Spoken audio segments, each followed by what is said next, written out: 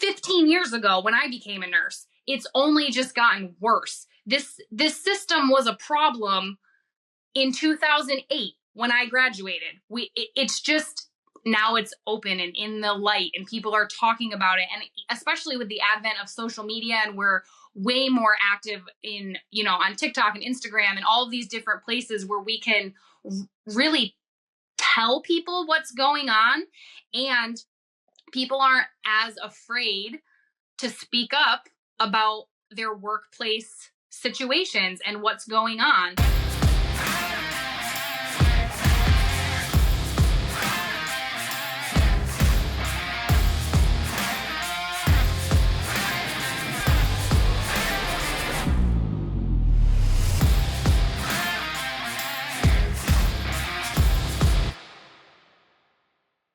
Well, welcome to today's episode of the Investing RN podcast. We are joined by Amanda Wilcox, the uncensored nurse, and we've got a lot of things we're excited to dive into today, in addition to the normal business and real estate, but just kind of a lot of what is pushing people out of healthcare these days. We will discuss and hopefully get some pretty cool insight about. So welcome to the show today. Thank you for joining us. Thanks for having me. I'm excited to be here. Yeah. So talk to us about how you got into nursing. What was your introduction? And just how your journey was through nursing. So I grew up my entire life saying that I was never going to be a nurse and I was never going to work in healthcare because my mom is a nurse. So I grew up with a mother that worked overnights. She worked shift work. And I just wanted to do something different. I didn't want to be in nursing at all. And I went so far, I went to the other end of the spectrum. I was like, I'm going to be a journalist. I'm going to be a psychologist. I completely went the other way. And I spent a year at school in college. I went to the University of Buffalo, and I call it my $17,000 party because I left there with 9 credits. And I was like, I'm going to move home and go to nursing school. So I moved home after 1 year, moved in with my mom. She lived right around the corner from a community college that had a really good nursing program. So I was like, I can live with my mom. I can save money. I'll be able to be out of this program in 2 years and make a decent income. And I knew what nursing looked like because I watched my mom do it for so long. So I wasn't like, there was quite a few people in my nursing 1 class who got to clinicals and they were like, oh, I have to touch people. I'm like, yeah, what did you think you were going to do? So I knew what I was getting myself into. And I went into nursing. I never got anything above an associate's degree because part of me knew that I was going to be an entrepreneur someday. Even when I was 22 is when I became an RN. And I was like, I'm not sure that this is going to be my forever career, but I'm going to do it for as long as I need to. So I bounced around to every single facet of nursing looking for the one that I liked. I was like, well, med surg isn't the one for me. I'm going to try ortho. I'm going to try home care. I did home infusion. I did travel nursing. And then ironically enough, my last position before I left to work for myself I was the director of an assisted living facility. And I thought, this is going to be the best job ever. It's an office job. It's 9 to 5. It was the most stressful position I ever had in my whole entire career. So I knew that management wasn't for me. Never got my bachelor's. And I realized when I left, it wasn't the type of nursing I was doing. I just didn't like the system as a whole. And it took me a really long time to figure out, like, oh, this system is broken. I'm not helping anybody get well. I'm just pushing pills and pushing medication and just living in this spiral of nobody wants to hear me talk about diet when they're diabetic. They're just like, I can eat whatever I want and take more insulin. I'm like, okay, you can, but you're probably still going to always be 100 pounds overweight and you're always going to have all these issues and these comorbidities. So we're not fixing anything. So that was how I that's the Cliff Notes version of me going through and getting involved and out of nursing all at the same time. It was a 10-year span. Okay. So you were a nurse for 10 years. 11. I got I got my RN in 2008. Okay. This episode is sponsored by All Day Investments. If you would like to get your start in real estate investing, but don't want to deal with toilets or tenants, we have several new opportunities that might interest you. Head over to alldayinvestments.co/invest or follow the link in our show notes to book a call with our team.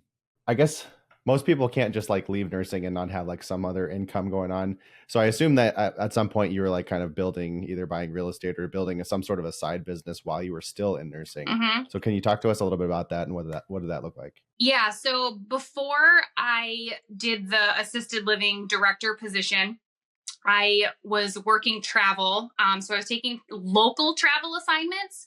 So I figured out enough to hack the system that I could live at home, but still get travel stipends. So I was traveling 2 hours on 12-hour shifts. So it was a struggle. My daughter was 2 at the time. So my husband pretty much picked up all of the slack, and we called it our lottery money because I was bringing home $1,700 a week, which was more. We were like, oh my God, they're really paying us this much. This is crazy. I'm going to do it for as long as I physically can do it. So I worked for 18 months. I did travel assignments, and we saved up enough money in that time to purchase 3 rental properties in a calendar year. So from February to February, we bought 3, and it ended up being 4 doors. One of them was a duplex, and we knew real estate has always been my husband's dream. And I was like, he did, before he left to do real estate full time, he worked in public health. So public health people don't make a whole lot of money.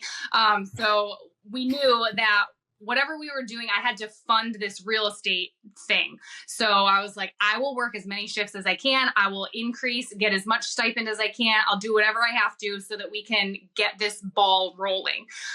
So we saved everything that we had I couldn't even fathom. I'm like, we just put $23,000 down on this house because you have to put 20%. As you guys know, for investment properties. And that was like, because we were first-time home buyers when we bought our house.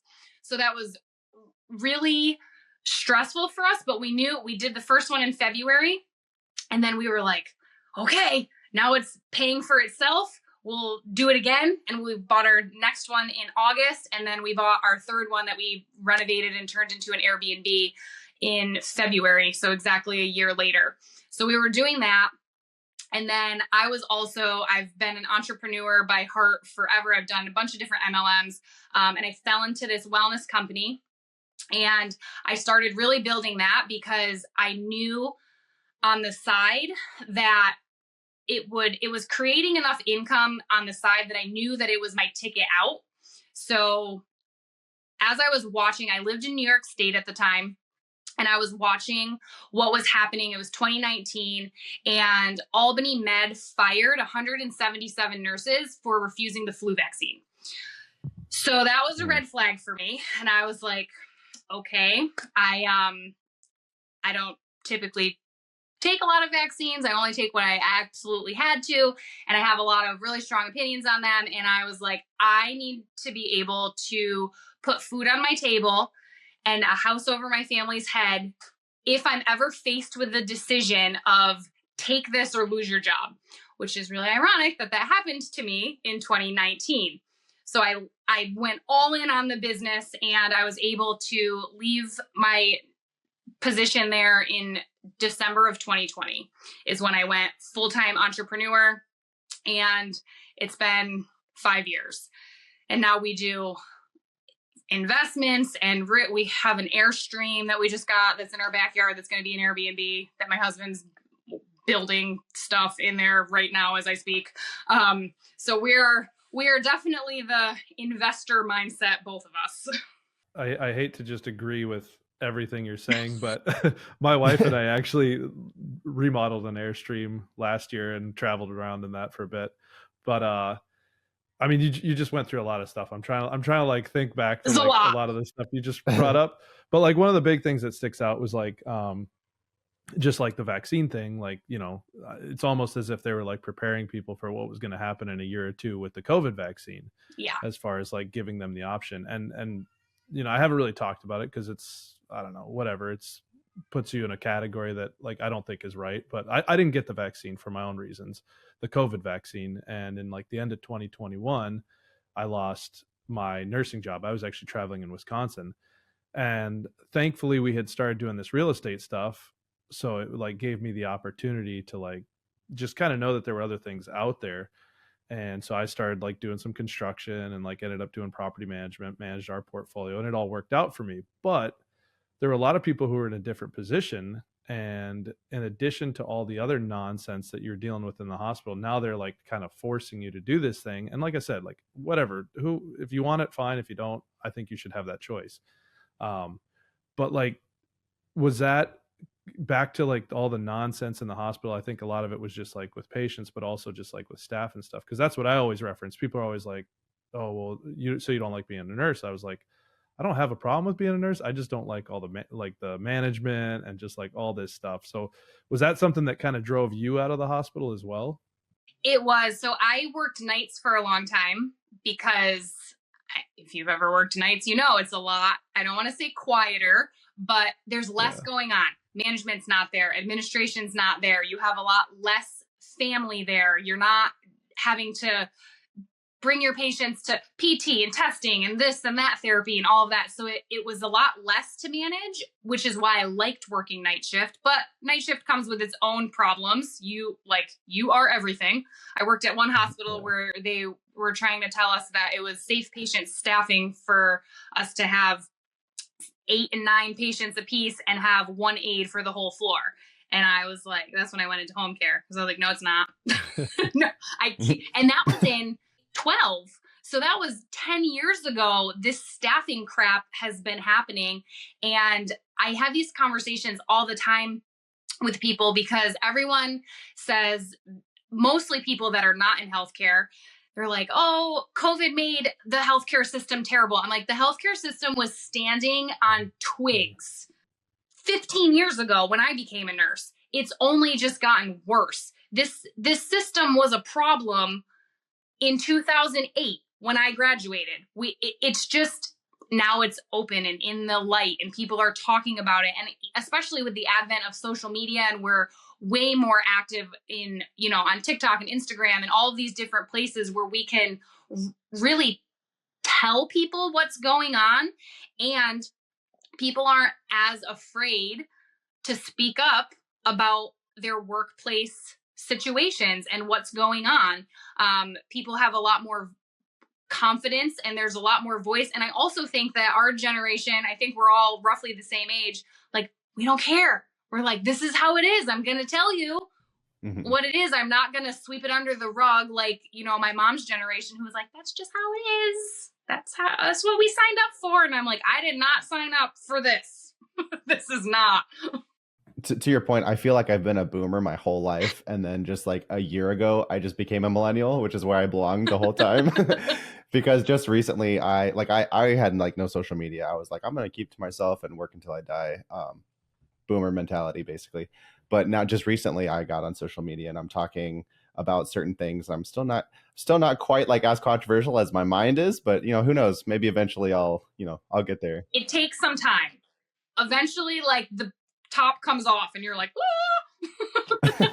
here it goes. Yep. Yeah. Well, and it worked. It's worked. Clearly it works. I think it's not like just like controversial for the sake of being controversial and for the sake of like getting views, but like just like somebody kind of has to be saying something, because like you said, it's like the system's been broken a lot longer than everybody knew. And it's like, oh yeah, it's just COVID. Like, oh, it was really hard on the hospitals. But yeah, like, no, this has been an issue. Like I was working 16-hour shifts without a break long before COVID ever happened. Yep. So this is not a new problem. No. And my daughter always, she's 8 and she comments all the time. She's like, man, you can like go forever without going to the bathroom. I'm like, I have trained myself. Yes, I can. Like, yes. I never worked up to that. Bladder of steel. I would just be like, I'm out. I'm about to pee on myself. Yeah, it wasn't that tough. So let's go into some of your real estate investments before we dive into your current businesses and what you're doing now. So you said you bought 3 single family houses, or I guess 2 single families and 1 duplex. Yes, 2. Our duplex was our first. Okay. It was built in the 1800s duplex. We were like, this looks like a great place to start investing. Woohoo! Yeah, we did something similar. Not that much, but like early 1900s. We were very safe in that regard. Yeah. Yeah. So yeah, you put 20% down.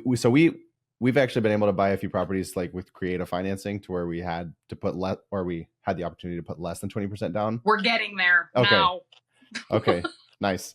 So yeah, to talk about your first few deals and if you're okay diving into some of the numbers and what type of cash flow you were seeing from it. If I can remember them, my husband runs the books. If I would have $0 if I was in charge of our money, because I'm like, I swipe my card and it doesn't tell me no. So here we go. Woo. I'm getting better. But he deals with all of the numbers and stuff. But we bought that first house. It was in upstate New York. Duplex. One side is way bigger than the other side. So the one side is about 2,000 square feet and the other side is 750 square feet. So it's a four bedroom, 2 bath with a garage on the big side. And then the small side is a 2 bedroom, 1 bath. It has a big fenced in backyard. So we bought that for, I want to say $130, and we put 20% down on it. And we had the same tenants for a really long time, and then they ended up moving out. So it came to us with the small side currently rented, but the guy that lived there, he had been paying $500 a month in rent for like who the heck knows how long. So we kept him for a year, and then when we raised the rents to market value, he was out.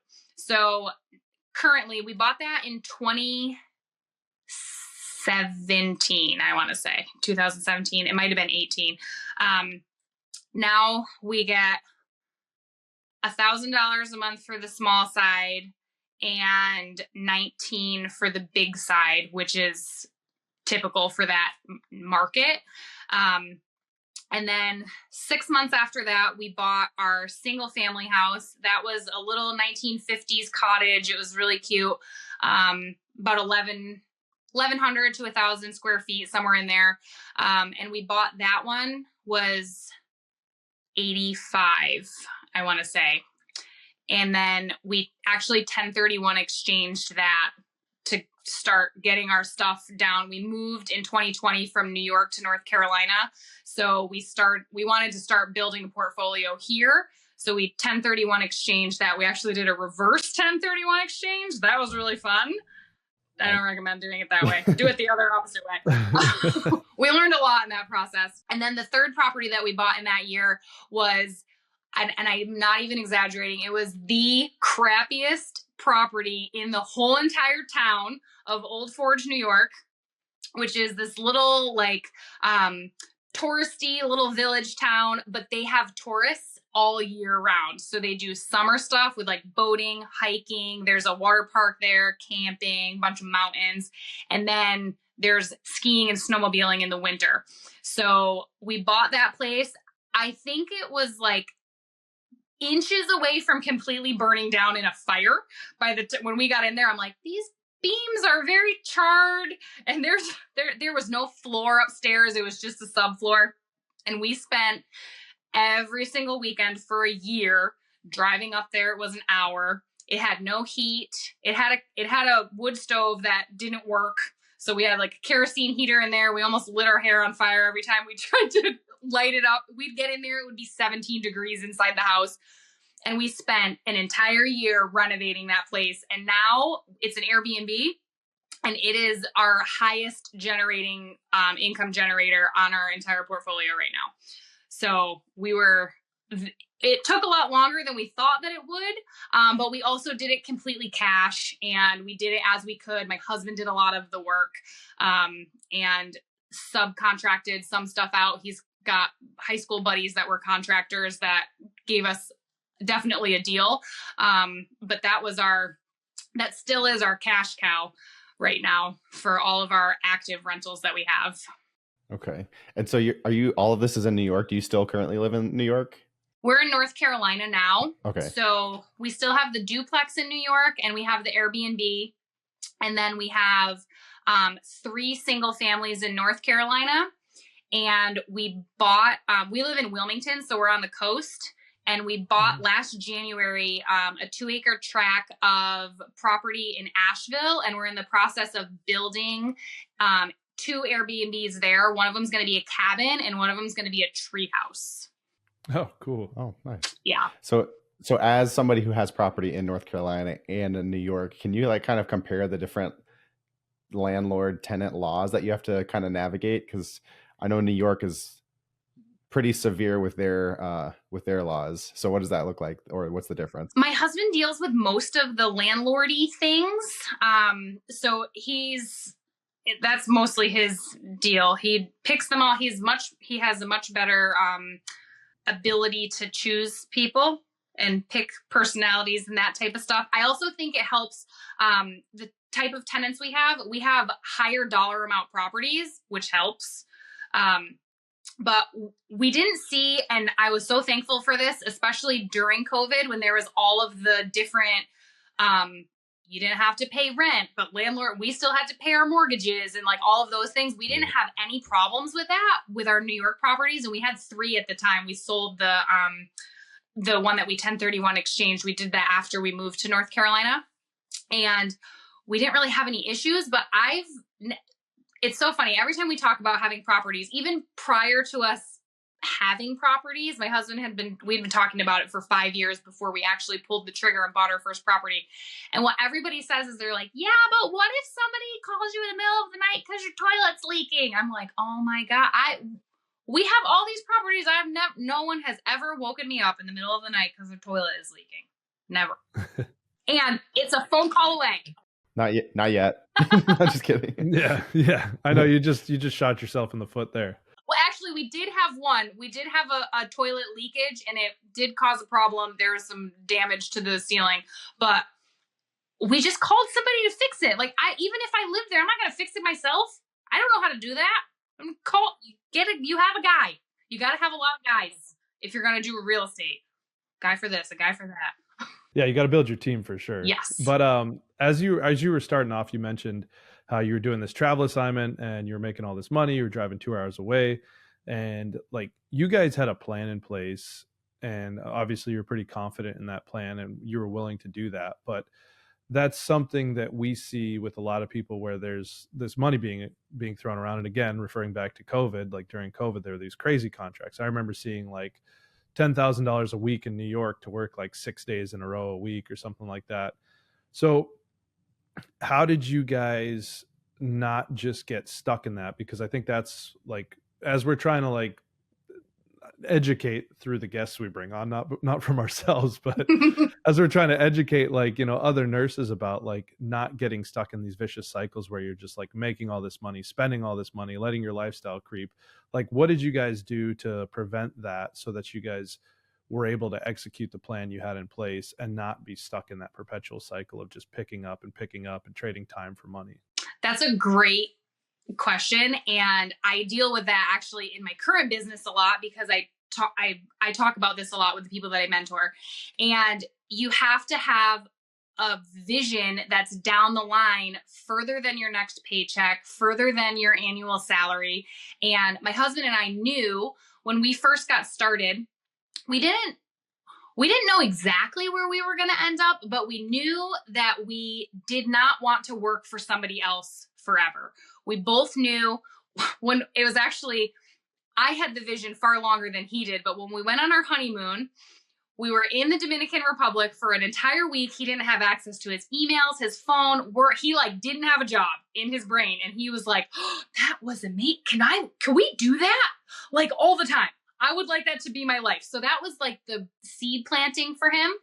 And the reason why we didn't let that money get out of control is we knew that it wasn't going to be there forever, travel income. So it had this urgency about it where I was like, I don't know. Because there were times where I had trouble finding my next contract because the year was ending and their budget was out. So they weren't renewing contracts, but I had to know what I was doing in 2 weeks. Like, do I have a job or not?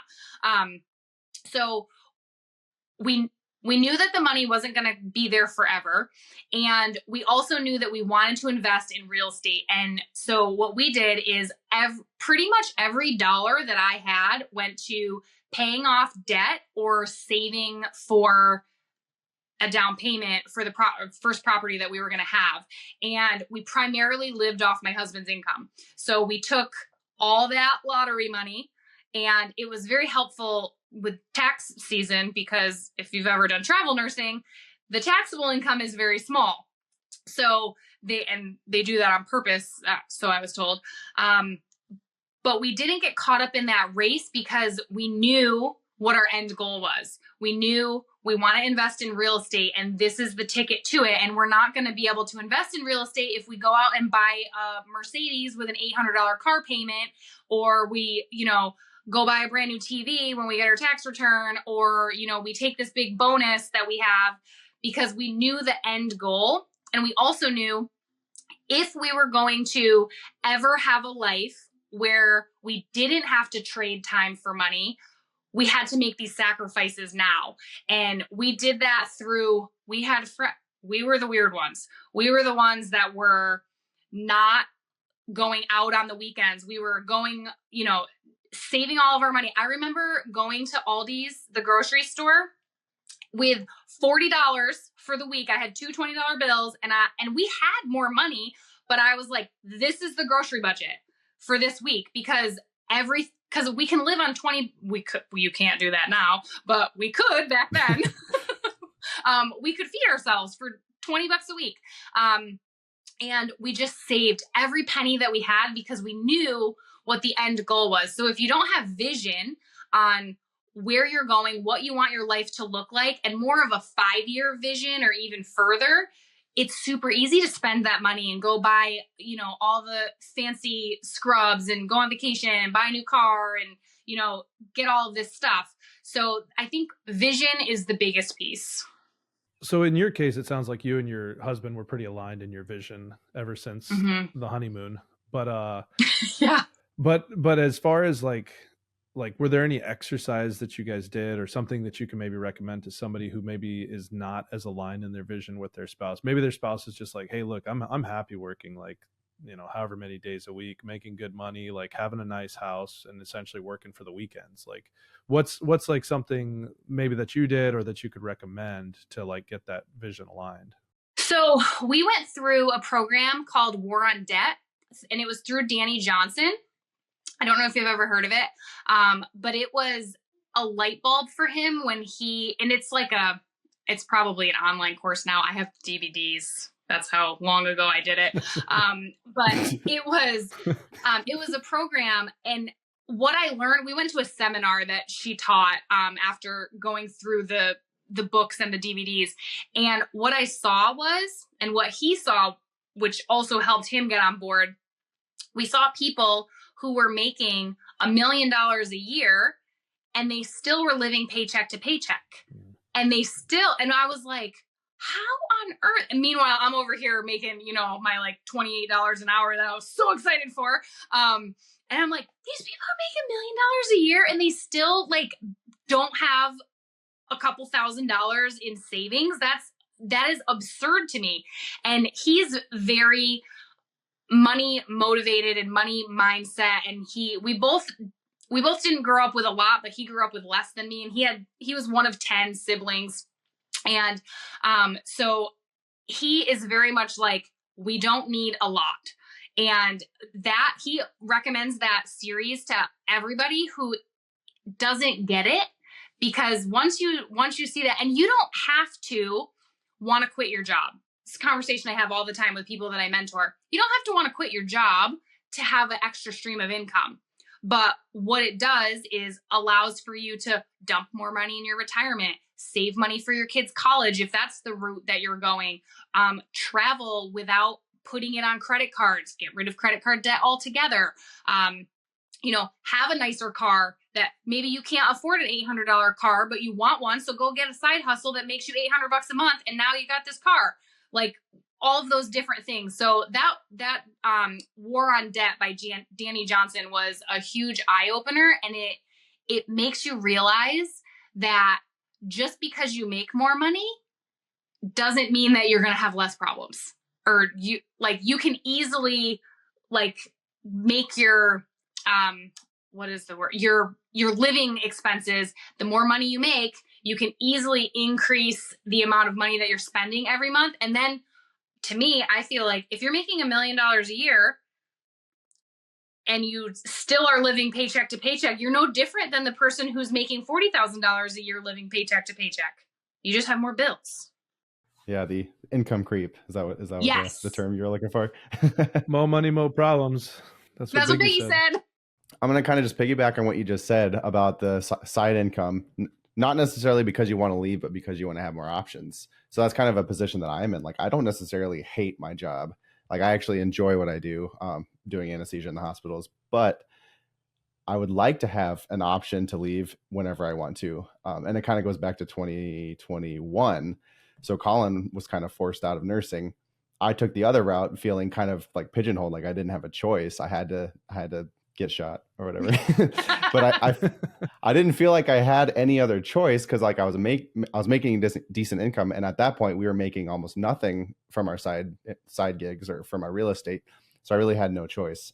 And it was kind of, I feel like that was kind of what spurred me on to like wanting to just full blown entrepreneurship, is because I wanted another option. Like, if this ever happens again, I want to just put my fingers up to the hospital and say I can leave whenever I want to.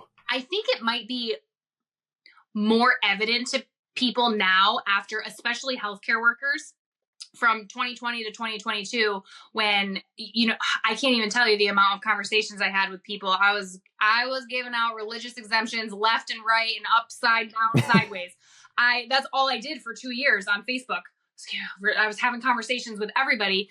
And if you have if you have a backup plan and you start building it, it's kind of like building the ark before the rain comes, before the flood is here. Mm-hmm. You don't know what's going to happen. But I actually left nursing December 19th of 2019 was the last time I ever worked. And then pooh, it all, crazy. Whispers in January, and then started coming out in February in New York. And by March, I was like, I dodged the biggest bullet of all time. And, but I started building that seed 4 years prior, and I had the ability. So it's, for me, I think everybody, especially in this economy, everybody needs a side business. Like, eggs are $13. Yeah. It's ridiculous. So just having that way out it's just peace of mind, really. Yeah, for sure. And even like, going back to your story, it's like, you started at 4 years before. Had you started at like 8 or 10 years before, when it came time to like start investing in real estate, maybe you wouldn't have needed to go drive 2 hours for 18 months straight and work all these crazy shifts. But like, kudos to you for doing that. But it's like, yeah, it's just, and that's like our whole thing. It's like, we don't just think everybody needs to leave nursing. Like, for some people it's a great fit, and it's like, but yeah, just give yourself those options. Yeah, for sure. And then for you, in addition to just whatever else you saw, like within the healthcare system, like what parts of the healthcare system did you really feel like were broken? What? That's a really loaded question. Okay, pick like one or two. Okay. Yeah, like one or two of like the top things that you really feel like passionate about. Like, I know like one of the things is like you talked about was like pharma and Western medicine versus other options. So let's talk about that one. So that is probably the foundational piece for me. And it all stems back. My gosh, I feel like I could talk about this till I'm blue in the face. But every time people are like, well, that's not really the case, I have to refer back to the 1920s when Rockefeller bought all of the medical institutions where all of the doctors were being created and pushed out naturopathic medicine. Naturopathic medicine before 1920, whatever year that was, I forget. But it was in the 1920s. We had naturopathic medicine in America, and it was, everybody used it, and it was normal, and it was part of like all of these like old fashioned holistic remedies have been around forever. And then they introduced petroleum and they get the pharmaceutical industry going. And now they're like, how do we capitalize on all of this? Well, I can't make money on whatever herbs that grow from the earth. So we got to go over here, and this is how we're going to make money. And how do we make sure that everybody follows it? We make sure that the medical doctors are only being taught this information. We're going to fund them all as long as they talk about what we want them to talk about. And we're going to call naturopathic medicine and holistic medicine quackery. And that, for me, I'm like, so, okay.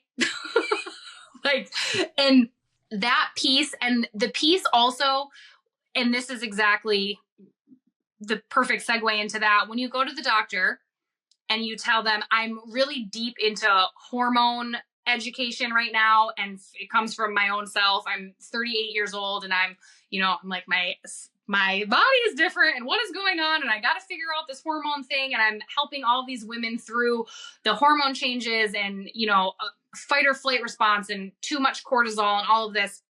And it makes me think, when you go to the doctor, especially women, and we're like, we have this symptom and this symptom and this symptom. And they're like, sounds great. You're fat and anxious. Here's some Xanax and go on a diet. And like, next, see you next year. And the fact that doctors' offices, and there are plenty of physicians and nurse practitioners and PAs out there that don't operate this way. But as a general rule, I feel like that's how the system works. And it's because doctors are literally paid by pharmaceutical companies to offer their drugs and to offer their vaccines. That's a whole nother story. But if you why do you think these drug reps go to these doctors' offices? Because they want them to sell their drugs and they get kickbacks for it. And there's like all of this back end payment happening, and they don't want to really help people get well, because the pharmaceutical companies, because then they're not going to have any customers. So it's this whole system that's broken. And like, once I realized that, I was like, this is ridiculous. This is ridiculous. I actually came to that realization. I was working in home infusion, and the primary patient population that we dealt with were cancer patients, specifically colon cancer. So I started doing a little research, because I was like, how come all of these people in this area get colon cancer in their mid 50s and early 60s? Why is there so much colon cancer? So I dove down that rabbit hole, and I was like, there must be something in the water. There must be something in the food. There must be something about Central New York that all these people are getting cancer. So that started me kind of questioning things.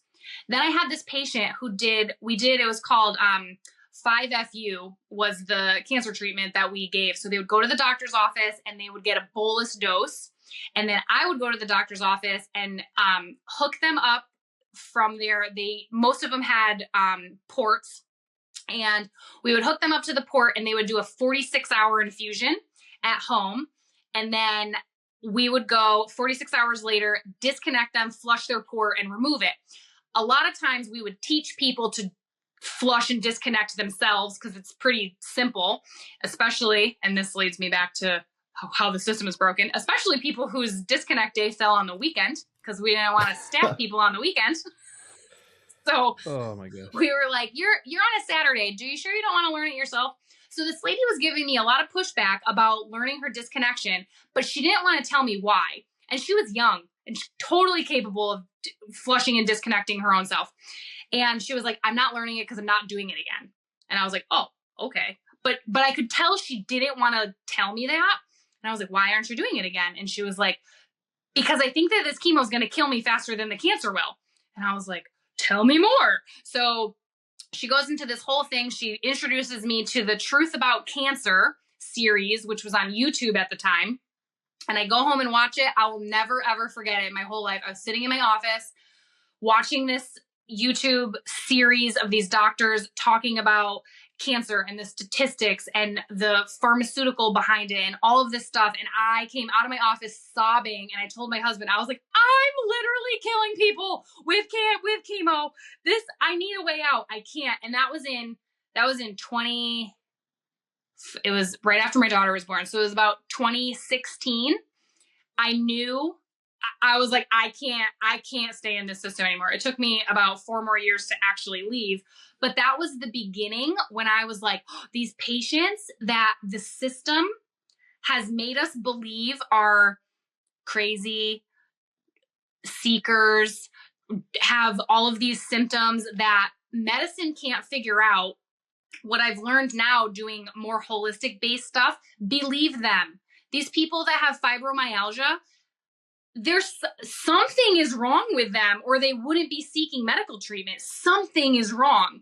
And the medical system is not fixing it. And what we like to do, if we can't answer it, we're just like, I don't know what it is. It's this weird diagnosis that we don't know what it is. So that was a huge piece for me, realizing like the system is big time broken and is really, really profit driven instead of actually helping people get well driven. Yeah. I think the fibromyalgia one is like, it was like, I mean, I'll fully admit, like I've had my doubts about people with fibromyalgia. Me too. But I think it's just like that's kind of what's come of this, because yeah, it's like, okay, well, there's something wrong with you. Everybody knows there's something wrong with you, but we don't know what it is. So boom, fibromyalgia. We'll just call it that. That's what it is. Here, we'll put you in this box and then, deal with it for the rest of your life because we don't know how to fix you. It's a term to where the patients can now divert all of their symptoms into one diagnosis. Yeah, when really there's probably a lot of things wrong. Maybe they got parasites. Maybe they got hormone issues. Maybe they got all sorts of things. Well, and more recently, like we just talked to somebody that's very much into like metabolic health and all these different things. And I heard on the Nice and Neat podcast, I heard Dr. Bobby Price, and he's talking about like the preservatives in food and just like how we're eating like a huge percent. I think even Cynthia Thurlow that we just spoke to said it's like 70% of people's diet is processed foods, and how detrimental that is to your health. And so it's like, yeah, looking back on ER patients and stuff like that I've had, it's like there's something going on, and it's like, yeah, we're not finding the answers for them, but it's like most of these people are just getting written off like, okay, well, here's like a Norco prescription, just like kind of go home, deal with it, take your pills. So yeah. And then it stems back to the part of the healthcare system is so overloaded. We don't have time. Yeah. To give these patients what they need in order. I was working with a naturopathic doctor. I had a pretty severe candida infection a couple of years ago. And I remember she was virtual. She's in Georgia and I'm in North Carolina. But she was a good friend of mine. And she would sit with me on Zoom for every single appointment for an hour or more. And I was like, you have no idea. Like, I know you have no idea how rare this is. She would sit there. We would go over every symptom, everything, what we were eating, all of this stuff. And I'm like, there's no time for that. Mm-hmm. With the medical system overloaded the way that it is, it's no wonder that it is the way that it is, but there has to be a better way. I have a friend who's in family practice, a nurse practitioner, and he's talking about like private equity coming in, buying them out, and then they're making all these changes where you can no longer spend more than 15 minutes inside of a patient's room.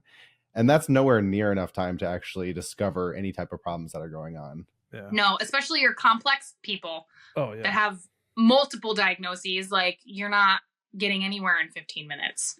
So like a lot of what you're saying, and we've seen this in the last couple of years, it's like, this misinformation word that's kind of come out in the last couple of years. So it's like people that are speaking out against this kind of stuff that's going on within healthcare, within wherever, are being like tagged as like, kooks, misinformation, all this stuff. And there's backlash. Have you experienced any kind of backlash from either like, higher ups within the hospital or any kind of like authorities or anything?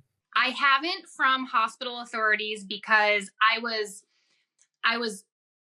poking the bear when I still worked in a facility, and I would say some stuff online, but I didn't really I had like maybe 2,500 friends on Facebook. Like I had an Instagram for when we used to like post pictures of our coffee in Valencia over,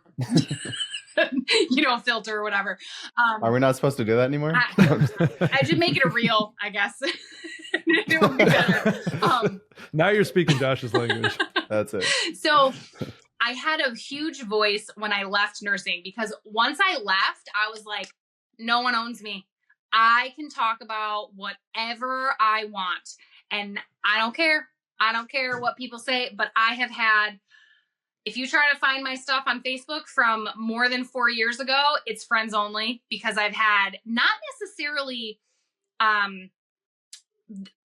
people like police or anything like that come after me, but it's the trolls, the people who, like, I had people threatening my nursing license, which I'm like, haha, you don't know that I have a New York license and I'm in North Carolina. You're like looking, they're like, she's not even a nurse. I'm like, actually, you're looking in the wrong state because I'm licensed in New York.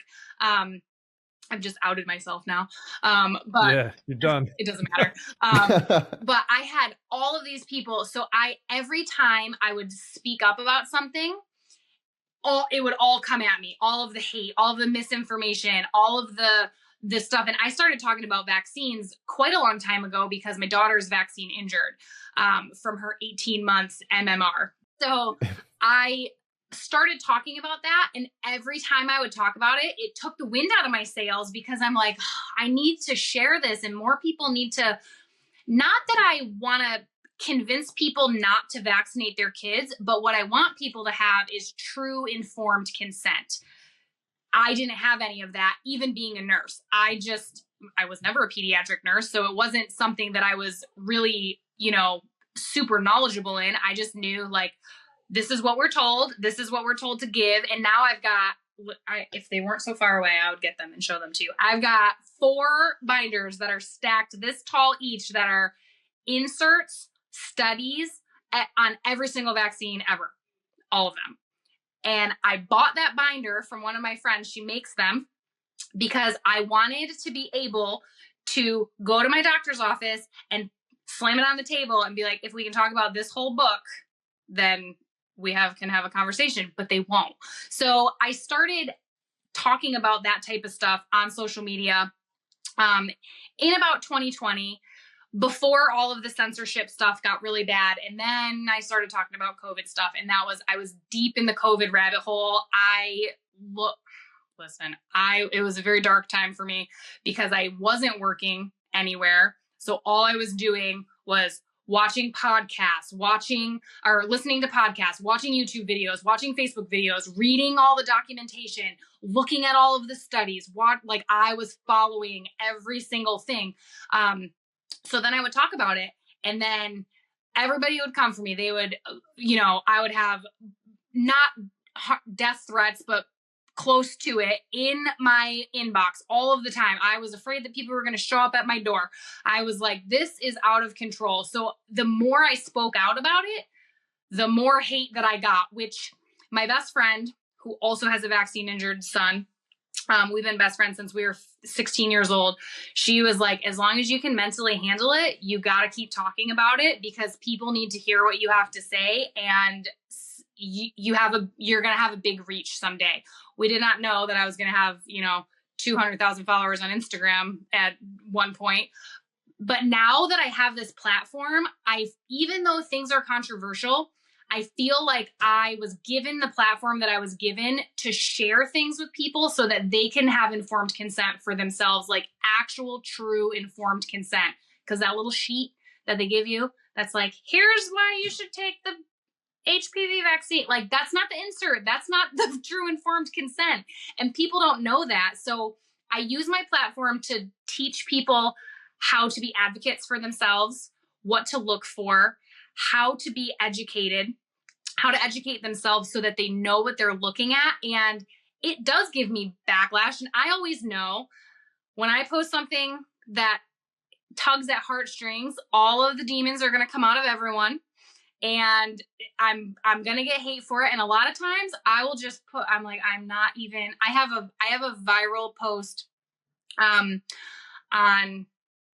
it's getting a lot of hits on Facebook and Instagram, but it's a conversation of a father who called into a physician's office, and it's a voiceover, or he called into a pharmacy, and his wife took his child to get the COVID vaccine without his knowledge.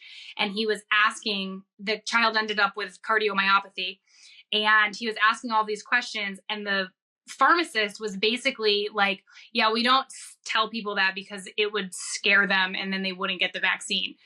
So I'm sharing information like this, and I just don't any comment that is terrible, I just don't look at it because I'm like, it's not going to do me any good. I don't need to read it. I'm not arguing back with people. I just want the information to get out there, and I will have a civilized conversation with people. And a lot of times what happens is I get an inbox full of people who are like, I feel the same way, but I could never talk about it in public, so I'll talk about it in your inbox. And then that's what I do all day. Yeah. I mean, that's such a good point. Like, I've always been along the lines of like, people are allowed to have conversations. Even if I'm completely wrong, I'm allowed to be completely wrong. Let everybody else like tell me how wrong I am, and then I can, have a conversation and maybe change my mind. Mm-hmm. But I think where the problem is that now these big companies are deciding who can be right and who can be wrong. Mm-hmm. And I think that's a huge problem that we don't need to go down. But if you're comfortable talking about these injuries that your kid has, I don't know if we want to. Oh no, that's fine. If you want to avoid that, that's fine. But I was just going to kind of ask, like, what did it look like before? So you said that she got them at 18 months. What did it look like before? And then how did you kind of start questioning what, like, the changes that were going on, and what were those changes? I also think that she may have had a small facial paralysis from either her vitamin K or her Hep B at birth. I can't prove it, but she had a facial droop from birth, and it made sense to me. They said her face was smushed against the placenta for so long. If she's not having trouble latching, it's not a problem, whatever. So I kind of dismissed that. I remember pulling up the records because I was on a Zoom with some people that I work with, and we were talking about vaccine injury and what it looks like, and their kids were having issues. So I had gone to her pediatrician that day, and she was 3 at the time. So this was well far removed. And she wanted me to give her, which one was it? The kindergarten MMR. She wanted her to get that. She was 3. And I was like, but she's only 3. She doesn't need it till she's 5. And they were like, yeah, but we can just get it out of the way now. And I'm like, that seems strange. So I declined it. And I said, no, well, when she's ready for kindergarten, we'll revisit.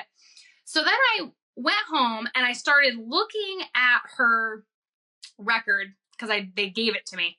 So I'm looking at her record of all of her vaccines that she got. And then I was like, I feel like she was sick. I have like an impeccable memory for timing of things. I don't know why. I just do. So I was like, oh, I feel like she was sick during these times. So then I go through my camera roll in my phone and I go back to those dates and I pull them up and I'm like, oh, she got all of these shots on I'm just going to make up dates because I can't remember exactly what they were, but on the 12th of March. And then on the 19th of March, I have pictures of her. She's sick. And then we're in the hospital. And then there's this. And then I found the picture of her. And I remember taking this picture and sending it to my mom because she's a nurse practitioner. 3 days after she had her MMR, she was head to toe rash. And she was still little, like in a diaper. I like censored out her private area. And I remember sending this picture to my mom and I was like, why does she have this rash all over everywhere? Now I look back and I'm like, that kid got the freaking measles from the measles vaccine. Like, it's clear as day to me now when I look back at it. So then I started digging more, and I found correlations with every single time she had her vaccines. That mouth droop was worse every time. And then it would get better. And then when she would get a vaccine again, it would get worse. And I couldn't unsee it. I saw it on every single time. I went back to every date and I looked at all the pictures around because, you got new babies. My only child, I took hundreds of pictures of her all day, every day. And I was like, no crap, look at this. And she was 3 when I realized it all. And then I went into the guilt and I was like, I can't believe I did this to my own kid. But now I know better. And she used to get sick all the time. Like every other week, fever, couldn't go to daycare. We would have to like figure out who was going to stay home and who was going to work. And I always worked because I was having the lottery travel money and I didn't get paid if I didn't go to work. So my poor husband would stay home with her and I would go to work, and she was sick all the time. She got RSV 3 times. She was just caught everything under the sun, always had a cough, always had everything. I stopped bringing her to well visits, and she stopped getting sick. And now she's 8. And I can not only count on my hand the time she's been sick, I know why. I'm like, oh, we didn't take our probiotic because we were on vacation. We were in a chlorinated pool. We ate sugar. We did, like, I know, and she knows too. She's 8 years old, and since she was 6, she knows. She's like, I have a stuffy nose. Can I not have toast with breakfast because it's a carb and it will turn into sugar and I don't want to get sick? So that was pretty much our vaccine injury story. And now I just share that with people so that they at least have informed consent and they can look and see and actually dig into the inserts and the risk factors of all of these different vaccines. Because even as a nurse, I just didn't think about it. I was like, this is what you're supposed to do. Well, yeah, thank you for sharing that story. No problem. So I was going to say my oldest, so my wife's a good cook. She's a healthy cook and like all that stuff. And my oldest every once in a while will say that she doesn't want ice cream because she's not feeling great. And I think to myself, like, what's wrong with you? Like, if I was a kid and I was offered ice cream, like, I'm taking it 10 out of 5 times. My daughter does the same thing. Yeah. But so yeah, you're obviously very open about your life, about your situation, about everything. At any point, and I'm only saying this because you said something earlier before we hit record, Yeah. At any point did the FBI show up to your front door? They sure did. And why? So it's actually unrelated to anything medical, actually. But it does go towards my patriotic tendencies. When we were deep in COVID 2021, all of that season, I felt really, really called to go to Washington, D.C. on January 6th, back when. And Ooh. The reason I wanted to go was because I knew that the media was lying to us about everything. And I was just like, I have to go see it for myself. I have to be there. I happen to have a friend that lived in DC. My best friend of 16 years, since we were 16 and we do everything together. We went together and I was present in Washington, D.C. on January 6th. So in September of that year, they showed up at my house asking if I knew where pipe bombs were. And I was like, no, I do not. Were you the one wearing the buffalo hat with the horn? No. You didn't get any pictures in the office? No, I didn't step foot whatever it's called. even on the steps. I just watched everything, but I had so much footage. I just took videos of a bunch of stuff. I have some video footage of Antifa being present. I have video footage of the National Guard being weird, and they didn't want any of my footage of anything. So I was like, I have no idea what you're talking about. I was outside. This is weird. Was there like a sign-up sheet when you got there? Like how did they? A sign-in sheet? No. Yeah, like, how did they know you were there? Your cell phone. Oh, nice. Yep. Patriot Act, right? Yep. That is how they knew. I also posted on social media that I was there. So there was that. But so you weren't hiding it. That was the sign-up sheet. That was the sign-up sheet.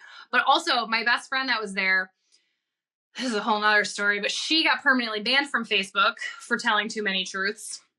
She used to have a Facebook group called The War on Truth, and it's all started with the Vegas bombing back when she was talking about that.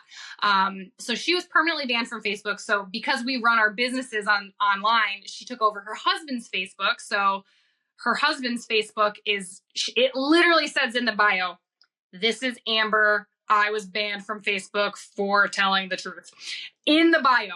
And they showed up at her house and they were like, "Hi, we're looking for Thomas." And he's like, "You're not looking for me." They're like, no, it's your name on the thing. He's like, no. He's like, I want no part of this. You're looking for my wife. Oh, poor Tom. It was part of my whole seeking out the truth. I knew that that media was going to spin it. I knew that they were going to lie about what it was like there. And I was working for myself. I lived drivable distance to DC, even though it was a hike. It was about a 6-hour drive for me. But I was like, I have to be there. I have to see it with my own eyeballs so that I know for a fact, even though I knew. I had to know for sure. So that's why I was there, and that's why the FBI came to my house. I mean, to your point, kind of like going back to everything you've been talking about, it's like, I don't know. I'm sure people will be like, oh, like you can't talk about whatever. Like, but it's like Josh's point, it's like we should be able to just have these conversations, like opposing views. Like somebody should be able to tell you that you're crazy or stupid to your face without Right. being Yes, censored and for it not first. just yeah, not just on like a thread with their, capital letters. Like, come Yes. get on the phone with me and tell me. I also did have some people call me after that, and I don't know who they were, but they threatened that I was going to be thrown in jail. And I was like, how did you get my phone number? This is weird. I don't think people have to agree with me. Like, I don't necessarily, and people don't, obviously. And if somebody wants to say something to me, like, I'm totally cool to like explain my viewpoint and listen to theirs. Like, Mhm. And that's the way it should be. And I think just like everything has become so like Black and white. There's experts in, let's just use cardiology as an example. Let's use experts in cardiology that disagree, and that's okay. Like, that's how we learn, is by disagreeing and having conversations. Like the whole point of debate. Yeah, and you should be able to. And like the perfect example of that is like on Instagram, there's literally like plant-based like people, and then there's like a carnivore doctor, like, and they're both preaching about how great their method is. And it's like, and they have evidence pointing to like both of them being right. So it's just like, Right. yeah, we just need to be able to have the dialogue. And the fact that, I think the fact that like, Yes. kind of to your point, like that this stuff is being maybe censored by the higher ups, that's the part that everyone should be concerned about. Mm-hmm. So before we're completely banned from all platforms, we're gonna Hey, you'll never be banned on Spotify. Oh, that's true. Yeah. Thank you, Joe Rogan. You can talk about whatever you want on Spotify. Thank you to Joe Rogan. We are on Spotify, so if you can't find us, we're there. Yeah. So we're gonna ask you 5 questions. Okay.